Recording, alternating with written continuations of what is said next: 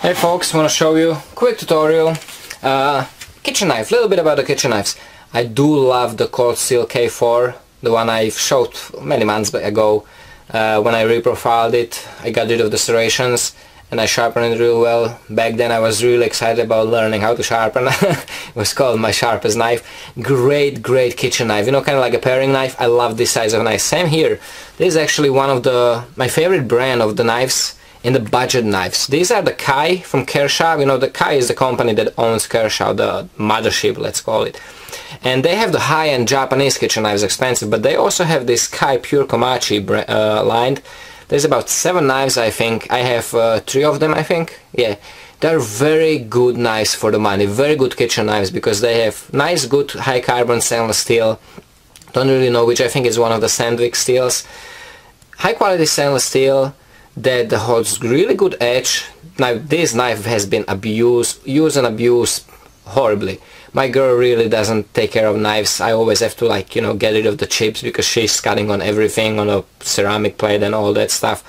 But they're great knives, you know, from like $7 I think I paid to $11 for the big chef knife, which is really good. Same kind of steel, just different colors. They have these funky colors and they're really good knives. But what I found, actually came across a couple of weeks ago, there was a little glitch in the shipping. I found this K5 from Cold Steel, and it's kind of the same thing. Very affordable knives. They're great in the kitchen, you know, cheap, good thin steel, very decent selection. This is the VG1. VG1 held exceptionally. There is just small little rusting where the tank is. You see that? That's probably where the moisture holds the most. But on the blade itself, you see it's actually pretty good. Very good stainless steel without any coating, without anything. And I got the K5, which is the larger brother, you know, the 5-inch version of this. And I'm gonna be reprofiling, getting rid of the serrations, because serration sucks, but it's always cheaper. A couple bucks compared to the plain edge, and the plain edge is actually next to impossible to find. I originally ordered plain edge, but they said it got lost in the mail, so they sent me this, refunded the difference. So I'm gonna show you how I reprofile this thing, so hopefully you will enjoy it, guys. So let's get to the dirt room. Alright guys, so one serrated knife that you don't want to be serrated anymore, one belt sander. Now this will apply to pretty much any belt sander. First I want a rough grit, and in my case this 50 grit ceramic, brand new belt. One padding, I'll just do everything with the padding so I don't have to go crazy.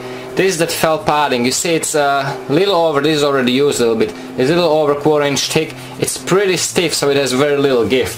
I use like just spray adhesive. Just spray a little bit on the back of it. Glue it to the platen. It kind of holds right away. Doesn't get a lot of force applied, you know, so it doesn't really have to be crazy good. And I'll just get rid of the serration first with this rough grind, and then I'll tell you what's the next belt.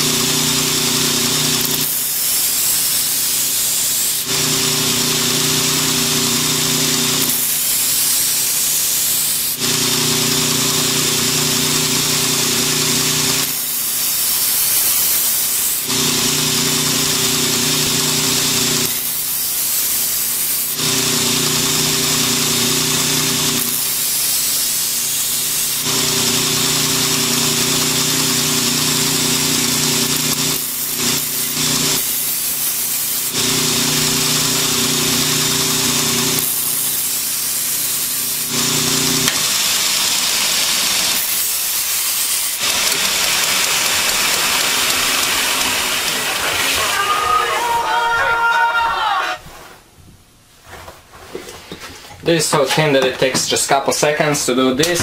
Now I'll go to 100 belt, again ceramic. This one is a little used, doesn't really matter. It's still very rough. As you see, you gotta cool, depending on how fast your grinder is, after every pass, so make sure you don't burn the edge.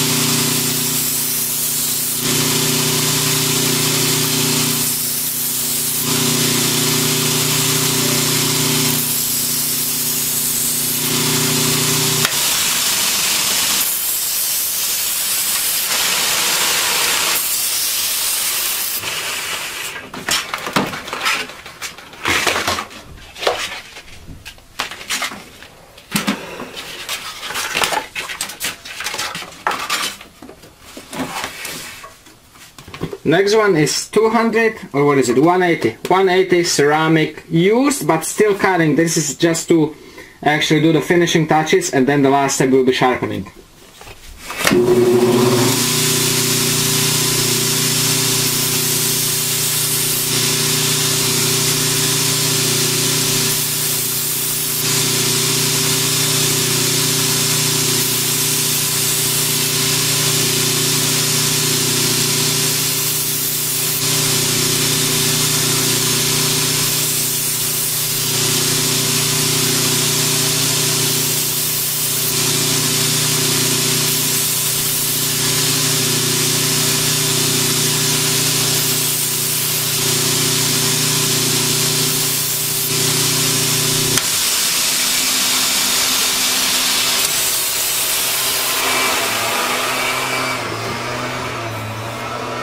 Now you see, I already formed nice. It looks like a big bevel, but it's so high and so thin that the very edge is super thin.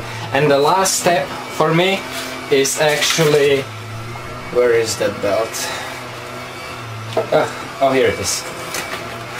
This is 600 silica carbide black belt. It's made for steel and glass, and this brand new. I keep a couple of these to put the final edges. Now, right from this edge, right from this belt, just a little bit of strapping, I'll just run it on the buffing wheel, and you see how sharp the knife will be right over here, like a couple seconds.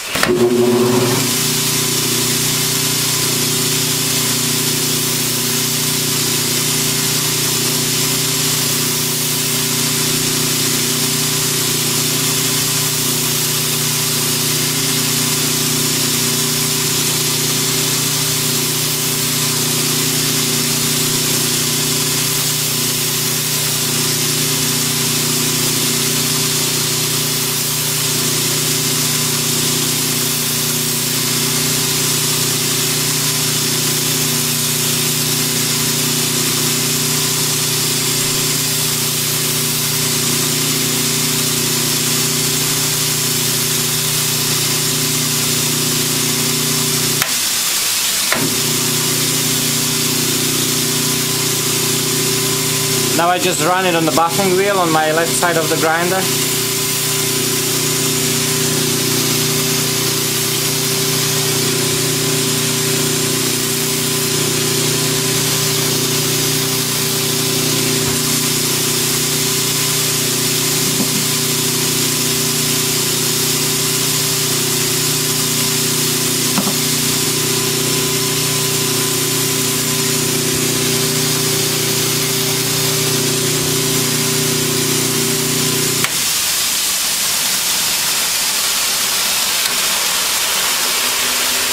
And that's it. Let me tell you guys, this is a sharp knife. I actually brought a piece of paper here.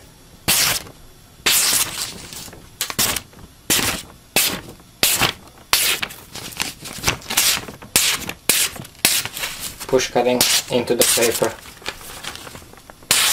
on a 90-degree angle. That is actually really hard normally with the knives. That's weird.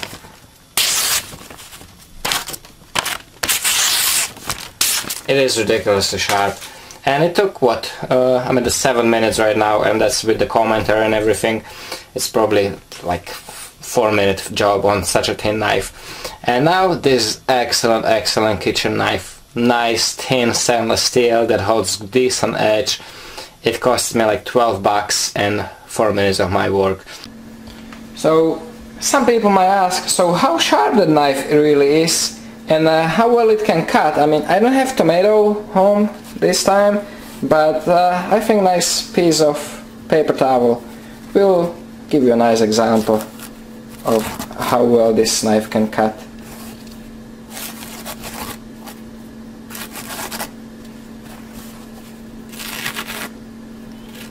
And that's holding it from one side, not the old easy between two fingers. No, that's holding it by one side.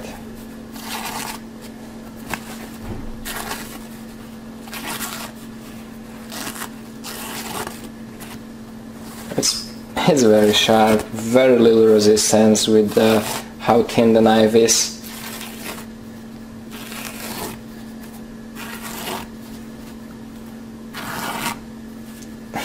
It's nice.